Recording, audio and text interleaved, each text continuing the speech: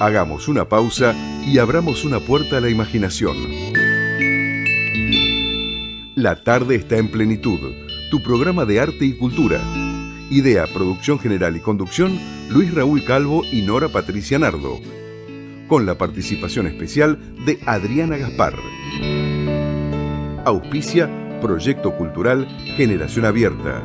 www.generacionabierta.com.ar. Porque compartir los sueños es algo digno para celebrar. Unite a nosotros en la FM Amadeus 91.1. Hola, ¿qué tal? Buenas tardes, nuevamente acá en FM Amadeus 91.1 con Generación Abierta en Radio para compartir una hora con arte y cultura. ¿Qué tal, Nora? ¿Cómo estás? Buenas tardes, Luis. Buenas tardes a todos nuestros oyentes. Una alegría compartir este nuevo programa, el programa número 32. Programa número 32, parece mentira ya, ¿eh? Sí. Programa que nació en medio de la pandemia, ¿no? Así es, y con muchas ganas y con mucha, tratamos de profesionalidad, acompañada también muy bien con nuestro operador técnico. Ricardo Piñero. Así es, tratamos de... Todo su apoyo y colaboración permanente, ya cuando lo hacíamos desde nuestras casas, ¿no? El programa. Y bueno, recordar que esta es nuestra primer casa, así que volver acá fue una alegría enorme. Hoy se celebra el Día del Psicólogo, 13 de octubre. ¿Sabes por qué? ¿Por qué? Se instituyó esta fecha porque en 1974 la Confederación de Psicólogos de la República Argentina, COPRA, que fue la entidad antecesora de lo que es actualmente la FEPRA, convocó al primer encuentro nacional de psicólogos y estudiantes de psicología en la ciudad de Córdoba. Así que, bueno, en lo personal agradezco mucho los mensajes que he recibido de amigos y amigas, y de yo colegas quiero también. Felicitarte a vos y todos a los amigos y amigas, colegas que hemos compartido un hermoso camino, un recorrido, ¿no? Tantos años, ¿no? Y aparte nosotros tenemos una cosa de orgullo muy genuino, ¿no? Porque fuimos 8 quijotescos psicólogos y psicopedagogos que, acompañados por la Unión de Trabajadores de la Educación, el 5 de agosto del año 2000 logramos algo muy importante en el terreno educativo para los psicólogos y psicopedagogos. Por un lado, la inclusión del psicólogo a través de la ley, ¿no? El psicólogo no estaba. Entonces, a través de la ley no estaba en el estatuto del docente. El psicopedagogo estaba por proyecto 13, pero no estaba con los cargos. Entonces, bueno, fue algo conjunto que se logró con muy pocas personas, que pusimos el hombro permanentemente, una comisión de educación en la legislatura muy sensible. Como ¿no 20 años de lucha, ¿no? Más de 20, más sí. De 20. Sí, no, 20 años exactamente, del 80 al 2000. Decía una comisión de educación en la legislatura con gente muy sensible y muy atenta, digamos, por un lado al reconocimiento profesional nuestro y por otro lado también lo que tiene que ver con estar atenta a las necesidades de la sociedad, ¿no?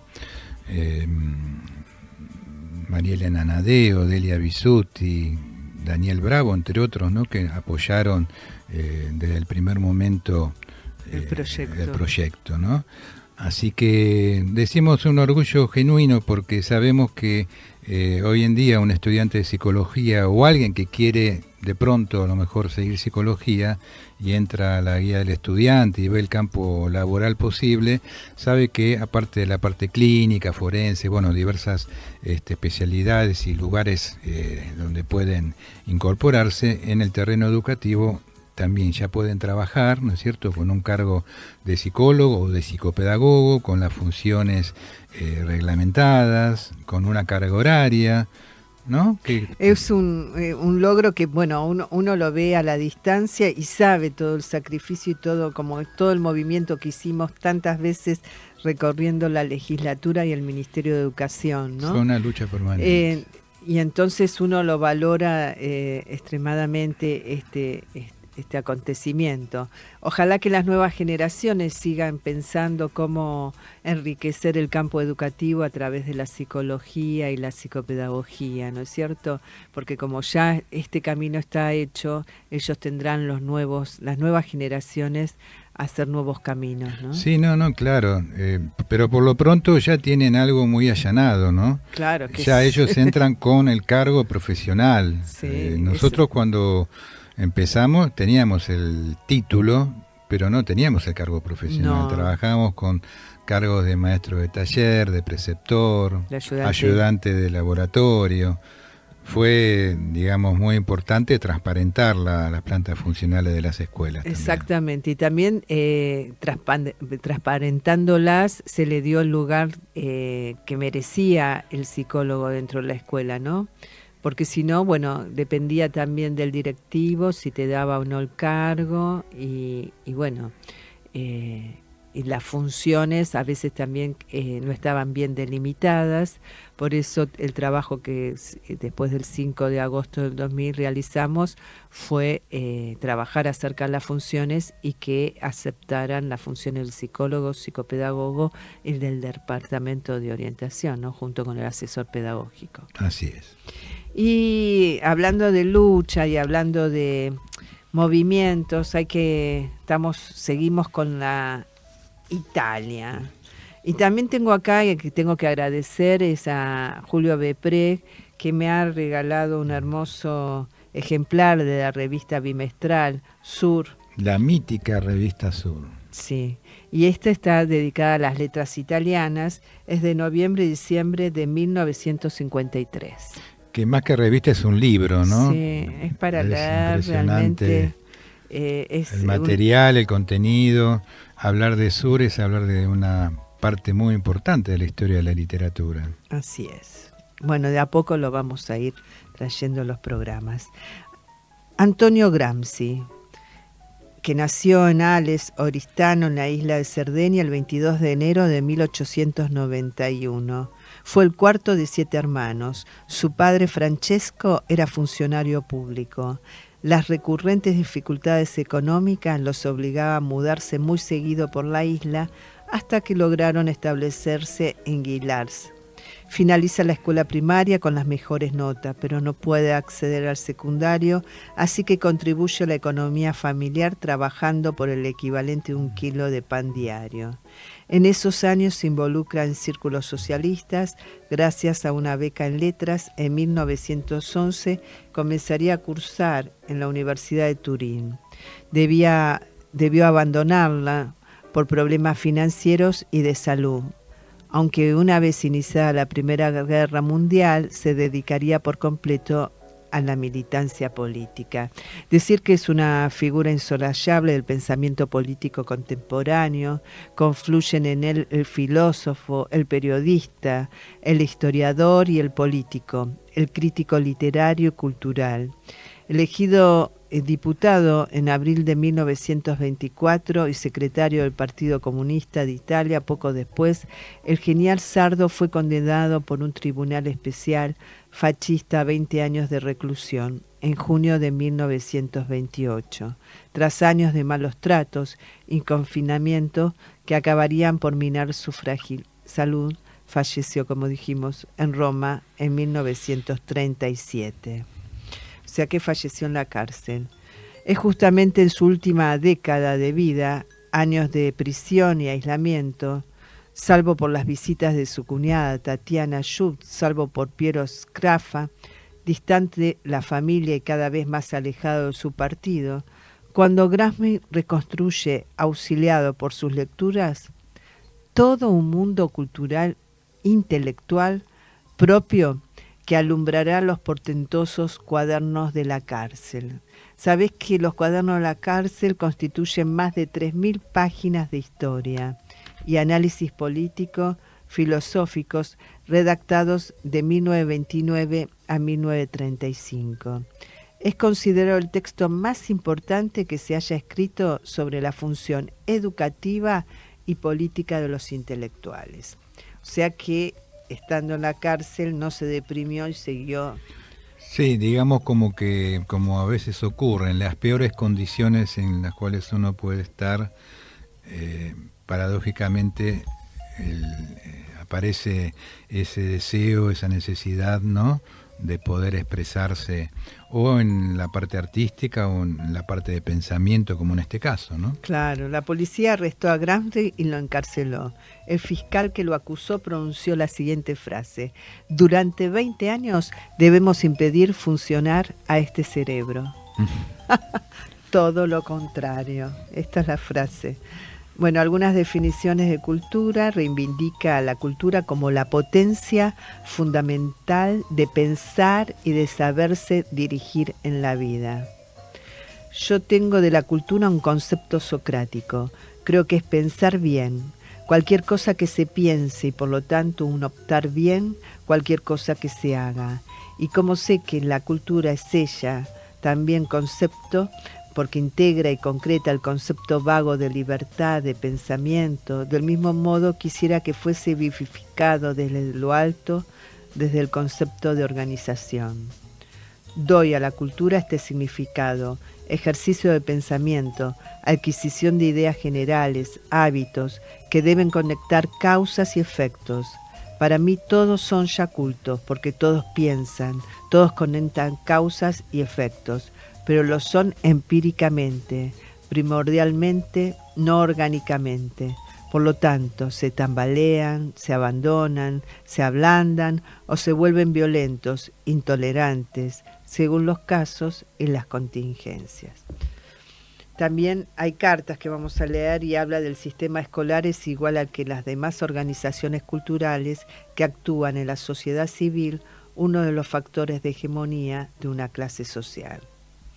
Considera al maestro como intelectual, es decir, como un dirigente, un especialista político que trabaja en el campo de la educación difundiendo la ideología del bloque histórico dominante o tratando de elaborar la hegemonía del nuevo bloque emergente. Interesantes reflexiones, realmente. Esa diferenciación, ¿no?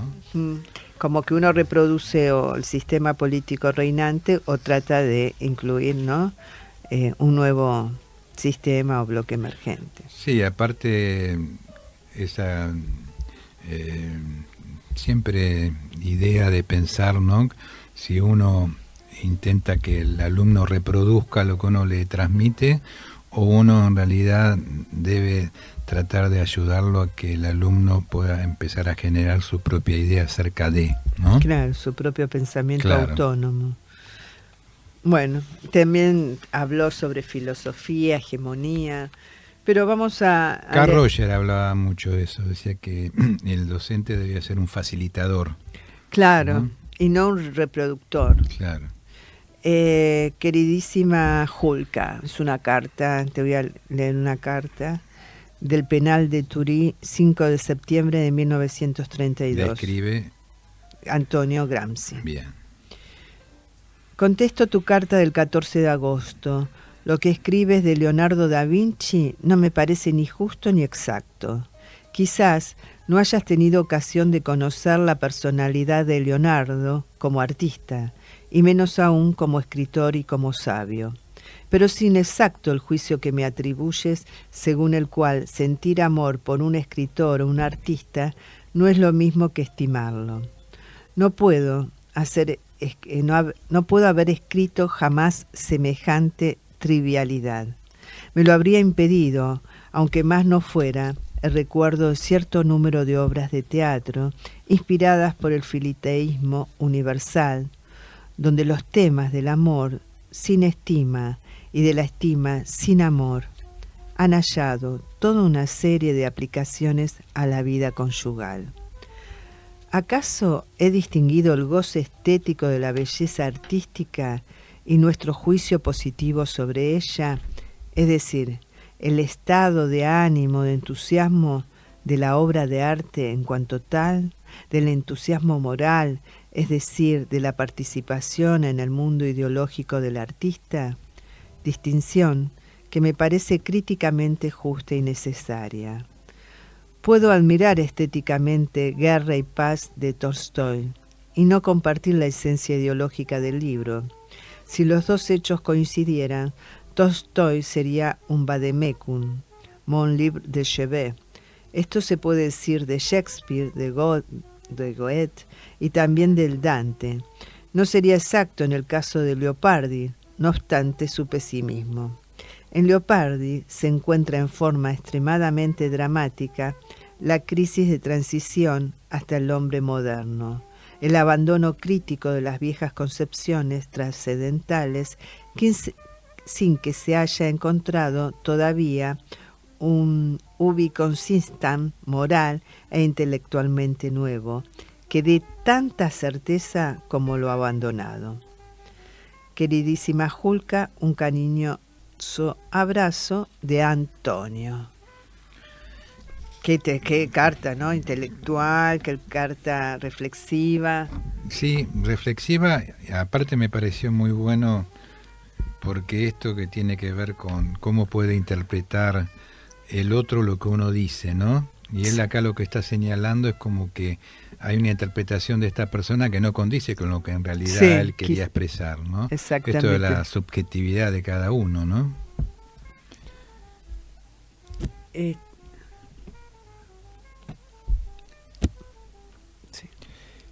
Queridísimo Delio, este es del penal de Turi, 10 de octubre de 1932. He sabido que estuviste en la playa y que has visto cosas hermosísimas. Querría que me mandaras una carta describiéndome esas bellezas. ¿Conociste algún nuevo ser vivo? A orillas del mar hay un enjambre de seres, cangrejillos, medusas, estrellas marinas, etc. Hace mucho tiempo te prometí algunas historias sobre animales que conocí cuando niño, pero después no pude cumplir mi promesa. Intentaré ahora contarte alguna, por ejemplo la historia de la zorra y el potrillito. Parece que la zorra supo que iban a hacer un potrillito y se puso al acecho. Y la yegua madre supo que la zorra estaba al acecho. Por eso apenas nació el potrillito, la madre echó a correr en círculos alrededor del pequeño, que no podía moverse y huir si algún animal salvaje lo atacaba. Sin embargo, de vez en cuando por las calles de Cerdeña se ven caballos sin cola y sin orejas. ¿Por qué? Pues porque apenas nacen, la zorra, en una forma u otra, consigue acercárseles y les come la cola o las orejas, todavía muy tiernas. Cuando yo era niño, uno de estos caballos servía a un viejo vendedor de aceite, de candelas y de petróleo, que iba de villa en villa vendiendo su mercancía. Entonces no había cooperativas ni otras formas de repartir la mercadería. Los domingos, para que los granujas no le tomaran el pelo, el vendedor ponía a su caballo una cola y unas orejas postizas. Ahora te contaré cómo vi a la zorra por primera vez. Con mis hermanitos fui cierto día al campo de una tía donde había 2 enormes ancianas y algunos árboles frutales. Debíamos recoger las bellotas para alimentar a un cerdo. El campo no quedaba muy lejos de la aldea, sin embargo, todo estaba desierto y había que bajar hasta un valle. Apenas entramos en el campo, ¡zas! Vemos una zorra muy gorda, sentada bajo un árbol, con la hermosa cola enarbolada como una bandera. Ni se asustó siquiera. Nos mostró los dientes, pero daba la impresión de reír, no de amenazar. A nosotros, chiquillos todos, nos dio rabia que la zorra no nos tuviera miedo. Pero no tenía miedo, le arrojamos piedras y ella se hacía a un lado levemente, para seguir luego mirándonos socarrona. Nos echamos unas ramas al hombro e hicimos todos juntos ¡bum!, como si fuera una descarga de artillería. Pero la zorra siguió mostrándonos los dientes sin molestarse demasiado. De pronto se oyó una descarga en serio, disparada por alguien de las cercanías. Solo entonces la zorra dio un brinco y huyó a la carrera. Aún me parece verla, toda amarilla, saltar la cerca como un relámpago, la cola siempre en alto, y desaparecer en un soto. Querido Delio, Háblame de tus viajes y de las cosas nuevas que has visto. Besos para ti, Juliano y mamá Julka. Antonio.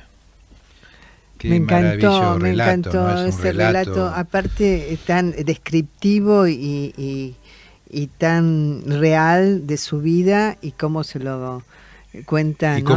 cómo expresa, digamos, Sí. lo que sentían estos chicos, ¿no? Sí. Frente a esta situación que él plantea. No, el desafío, todo. Me encantó, sí. Repetimos entonces que lo que acabamos de leer forma parte de la revista Sur, porque Sí. también es interesante destacar aquellas grandes publicaciones como Sur, que durante décadas, ¿no? Fue dirigida por Victoria Ocampo, alumbró el campo cultural de nuestro país. Sí. Artes visuales, artistas, movimientos y vanguardias.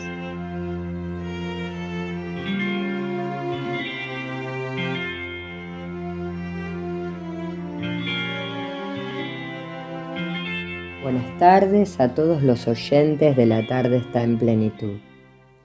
Hoy voy a seguir con el segmento de las grandes artistas invisibilizadas por la historia del arte universal.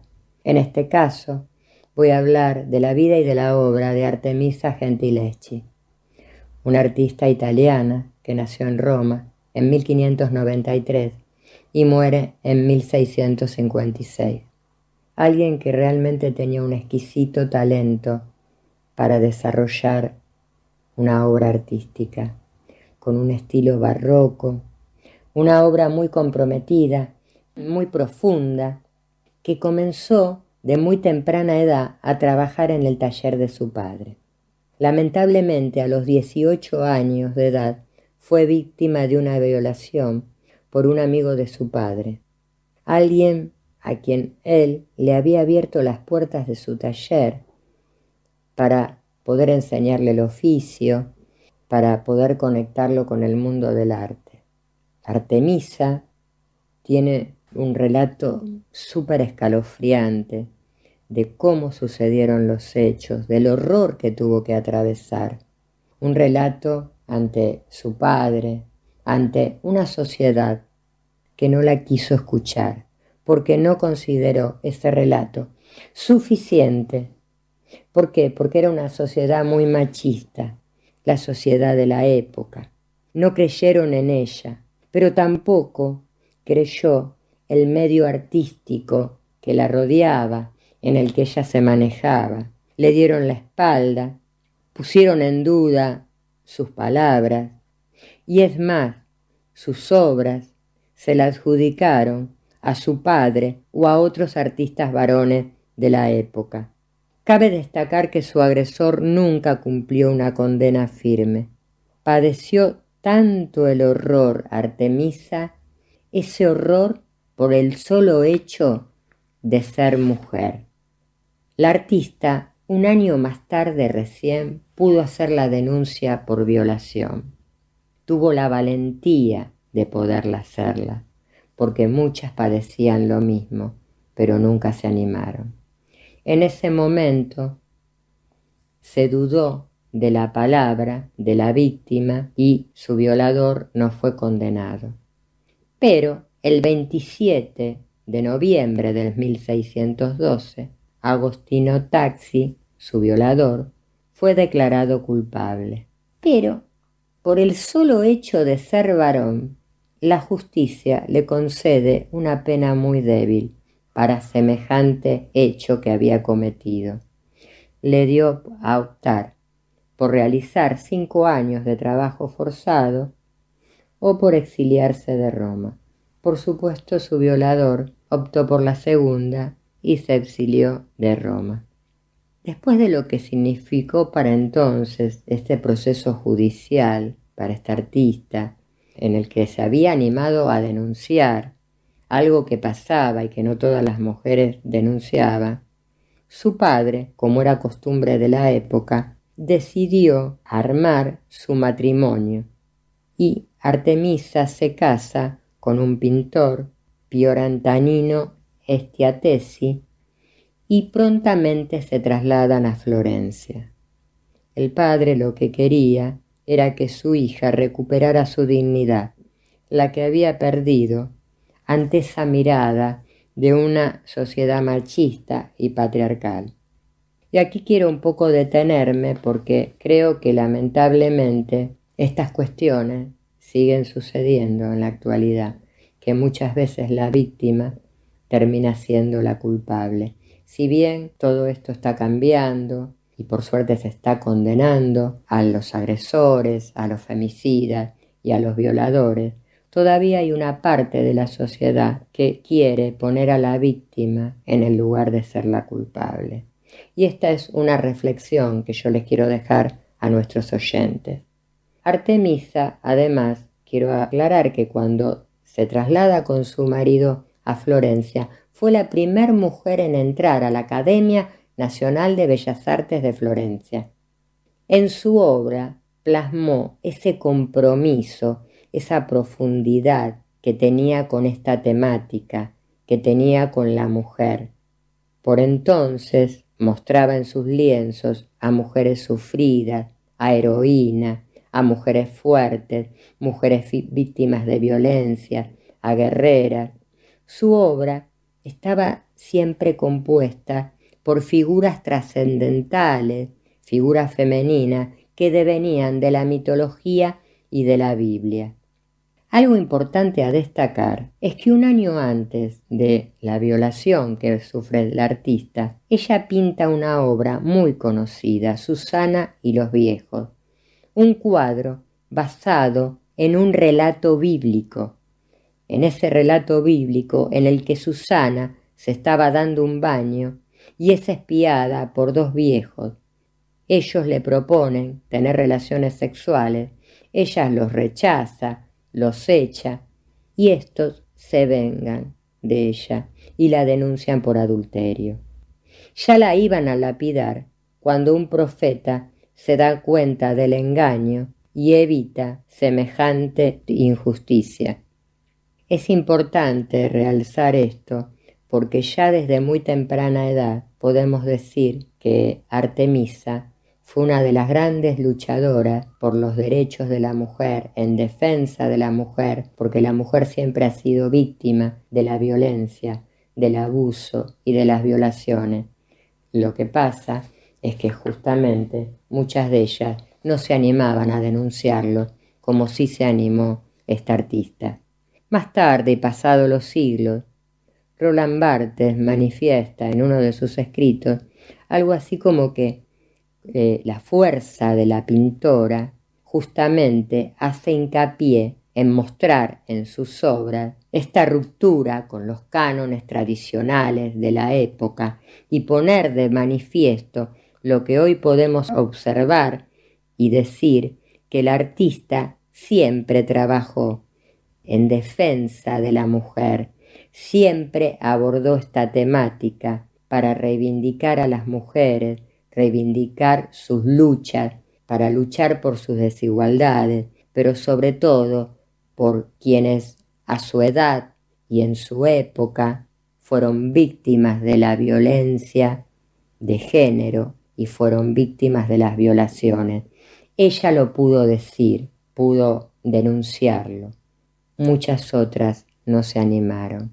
Y esto me parece importante a destacar, porque la verdad es que me resuena y me trae a muchos hechos que lamentablemente suceden en la actualidad en Latinoamérica. Por eso, además de que nuestros oyentes conozcan la historia de tan importante artista, también los quiero dejar con esta reflexión, ¿no? De algo que ya sucedía durante el 1600. Con esto me despido, hasta la próxima semana. Muy interesante lo que trae Adriana, ¿no? Porque ya está marcando, ¿no?, algo que es histórico, como ella bien dice. Lamentablemente, ¿no? Lamentablemente. De Aldo Palaceschi, La vieja del sueño. 100 años tiene la vieja. A ratos la han visto moverse de día. A menudo la gente la encuentra durmiendo junto a las fuentes. nadie la despierta. Con el lento rumor de las aguas, la vieja se duerme y sigue durmiendo con el lento rumor de los días y días. Traducción, Antonio Aliberti. Aldo Palazzeschi, cuyo apellido verdadero era Giurlani, nació en 1885 en Florencia y falleció en Roma en 1974. Palazzeschi era en realidad el apellido de su abuela materna, Ana. Los primeros tiempos se dedica a estudiar carreras contables, pero entre 1902 y 1903 asiste en Florencia a la Escuela de Interpretación dirigida por Luigi Rassi, donde conoce a Eleonora Duse y a Mariano Moretti, con los que mantuvo una estrecha relación. Su inicial pasión por el teatro dejó huellas importantes en sus obras literarias. Poco tiempo después, es decir, 2 años posteriores, a los 2 años de 1905, publica su primer libro de poemas, cuya edición, como muchas veces ocurre, fue financiada por su padre. También Borges cuenta, ¿no?, que cuando escribió su primer libro de poemas, Fervor de Buenos Aires, parece que el padre había financiado. Y Borges cuenta que cada amigo que iba a visitar al padre, Borges iba y le dejaba un libro de poemas en el sobretodo. Qué bárbaro. Bueno, decíamos que Palazzeschi publica su primer libro de poemas, luego viene un segundo y en 1909 publica Poesía, su tercer libro, del cual envía un ejemplar a Filippo Marinetti. Dicen acá las críticas, que hay un violento escarnio a la tradición poética y un cierto estilo naif y paradójico en este tercer libro de Palazzeschi. A partir de ese año, en 1909, inicia la correspondencia con Marinetti y en noviembre del mismo año, después de adherirse al movimiento futurista, se trasladó a Milán para conocer directamente a Marinetti y a sus compañeros. Hay una poética que celebra mucho lo grotesco de la existencia cotidiana, en los que domina el registro irónico.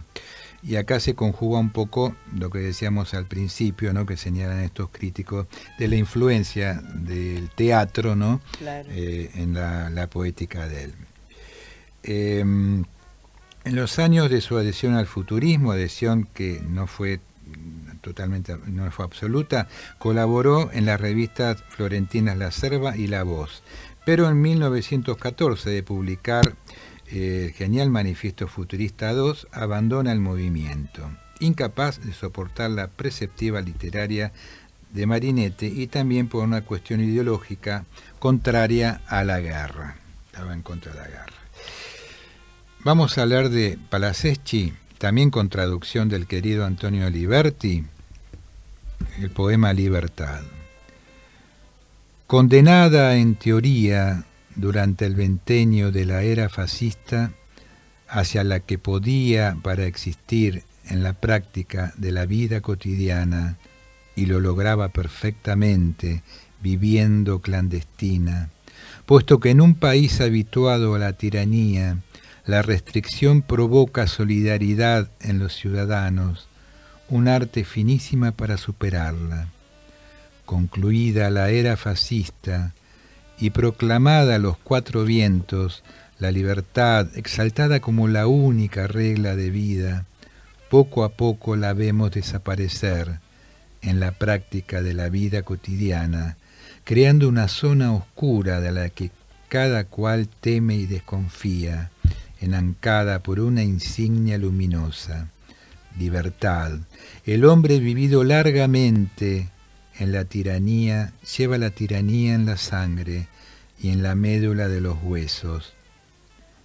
Y una vez devuelto a un clima de libertad, la primera libertad que se arroga es la de quitar la libertad a los otros. Somos entonces un cañón que dispara por la culata.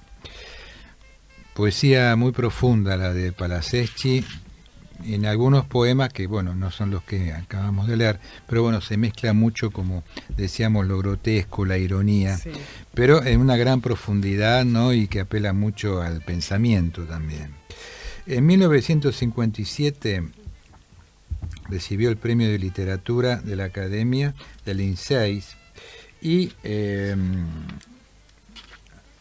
a propósito del gran fervor creativo, antes de morir ya tenía en preparación un libro de poemas, sinfonía, y uno en prosa. Luciano de María, uno de los críticos, ha observado que su característica fundamental era la de ser muy sensible a las tendencias culturales de la época y al mismo tiempo recrearlas en una forma propia, inconfundiblemente personal.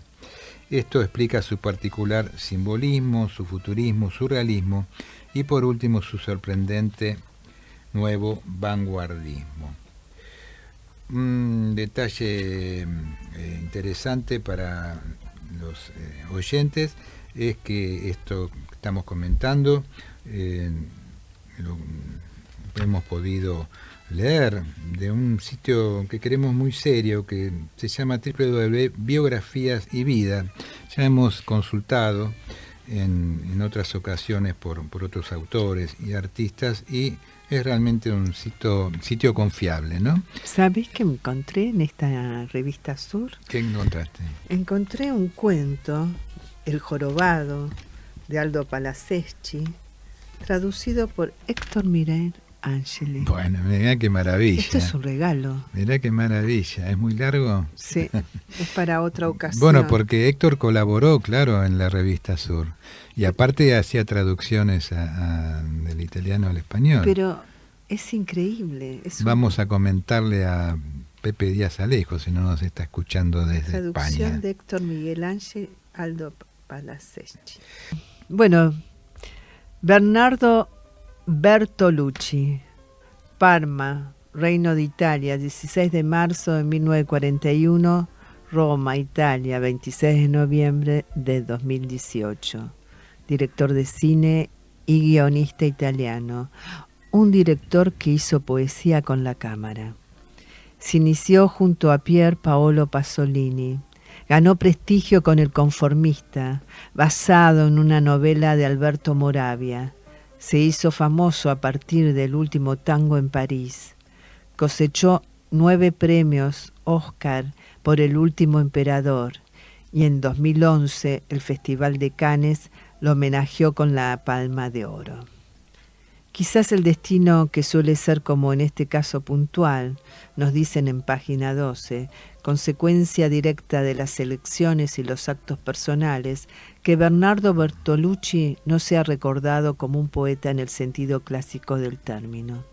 Poco antes de dirigir su primer largometraje, La cosecha estéril 1962, el veinteañero Bernardo publicó la colección de poemas In cerca del mistero, siguiendo los pasos de su padre, el célebre escritor y profesor de historia de arte Attilio Bertolucci.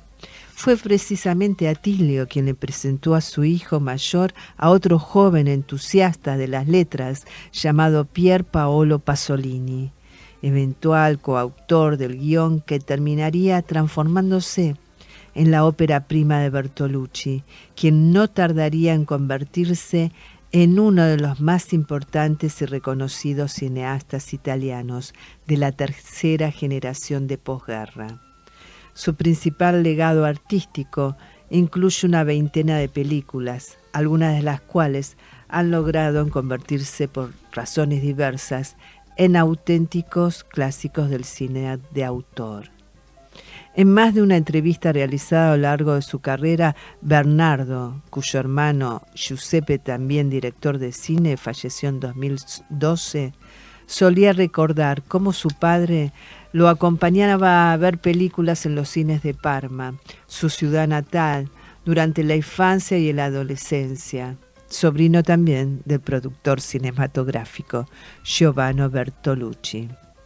El muchacho recibió como regalo una cámara de 16 milímetros a los 15 años.